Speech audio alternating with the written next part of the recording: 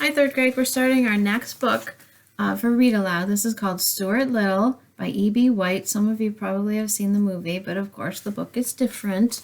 So hopefully you listen to the book first and then maybe watch the movie at the end again, even if you've already seen it. Chapter 1, In the Drain. When Mrs. Frederick C. Little's second son arrived, everybody noticed that he was not much bigger than a mouse. The truth of the matter was, the baby looked very much like a mouse in every way. He was only about 2 inches high, and he had a mouse's sharp nose, a mouse's tail, a mouse's whiskers, and the pleasant, shy manner of a mouse. Before he was many days old, he was not only looking like a mouse, but acting like one too, wearing a gray hat and carrying a small cane. Mr. and Mrs. Little named him Stuart, and Mr. Little made him a tiny bed out of 4 clothespins and a cigarette box. Unlike most babies, Stuart could walk as soon as he was born. When he was a week old, he could climb lamps by shinning up the cord. Mr. Little saw right away that the infant clothes she had provided were unsuitable, and she set to work and made him a fine little blue wash suit with patched pockets in which he could keep his handkerchief, his money, and his keys. Every morning before Stuart dressed, Mrs. Little went into his room and weighed him on a small scale that was really meant for weighing letters, like at the post office. At birth, Stuart could have been sent by first-class mail for 3 cents, but his parents preferred to keep him rather than send him away.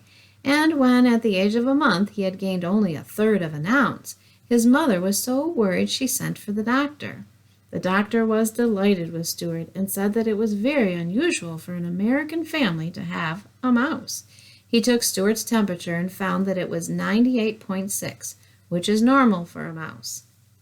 He also examined Stuart's chest and heart and looked into his ears solemnly with a flashlight. Not every doctor can look into a mouse's ear without laughing. Everything seemed to be all right, and Mrs. Little was pleased to get a good report. "Feed him," said the doctor cheerfully as he left. The home of the Little family was a pleasant place near a park in New York City. In the mornings the sun streamed in through the east windows, and all the Littles were up early as a general rule. Stuart was a great help to his parents and to his older brother George, because of his small size and because he could do things that a mouse could do and was agreeable about doing them. One day when Mrs. Little was washing out the bathtub after Mr. Little had taken a bath, she lost a ring off her finger and was horrified to discover that it had fallen down the drain. "What had I better do?" she cried, trying to keep the tears back. "If I were you," said George, "I should bend a hairpin in the shape of a fish hook and tie it onto a piece of string and try to fish the ring out with it." So Mrs. Little found a piece of string and a hairpin, and for about half an hour she fished for the ring, but it was dark down the drain, and the hook always seemed to catch on something before she could get it down to where the ring was. "What luck?" inquired Mr. Little, coming into the bathroom. "No luck at all," said Mrs. Little. "The ring is so far down I can't fish it up." Why don't we send Stuart down after it?" suggested Mr. Little. "How about it, Stuart? Would you like to try?" "Yes, I would," Stuart replied, "but I think I'd better get into my old pants. I imagine it's wet down there."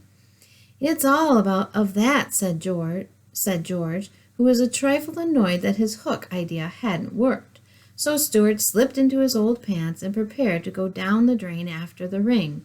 He decided to carry the string along with him, leaving one end in charge of his father.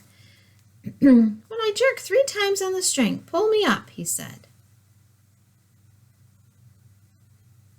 And while Mr. Little knelt in the tub, Stuart slid easily down the drain. Yeah, that is Stuart talking. Okay, sorry, boys and girls. Stuart slid easily down the drain and was lost to view. In a minute or two, there came 3 quick jerks on the string, and Mr. Little carefully hauled it up. There at the end was Stuart, with the ring safely around his neck. "Oh, my brave little son," said Mrs. Little proudly, as she kissed Stuart and thanked him. "How was it down there?" asked Mr. Little. who was always curious to know about places he had never been to. It was all right, said Stuart, but the truth was the drain had made him very slimy, and it was necessary for him to take a bath and sprinkle himself with a bit of his mother's violet water before he felt himself again. Everybody in the family thought he had been awfully good about the whole thing. Okay, so that's the end of chapter 1. I did put a template out there of a story map, so you can be filling it in as you're listening to the story. So you could print that off or do it on another piece of paper. Remember, that's something that's optional, though. Okay,